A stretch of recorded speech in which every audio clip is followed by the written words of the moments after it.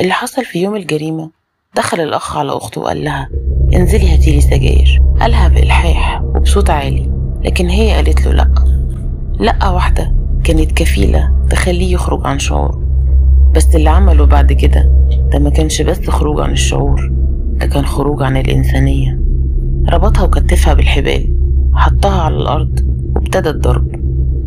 مش ضربة ولا 2، كرباج جلد بيقطع في ظهرها وراسها ودراعها. جلدها بيتهري وهي بتصرخ وتستغيث، لكن هو كان عامل نفسه مش سامع.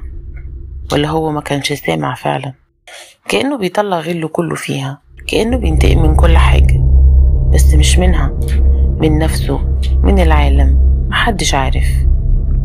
طيب ليه كتفها؟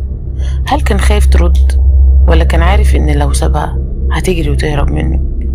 هل دي أول مرة يمد إيده، ولا أول مرة الكره اللي جواه اتجمع وانفجر؟ الست فضلت تصرخ، لكن البيت كان مقفول والمشهد جواه كان سواد.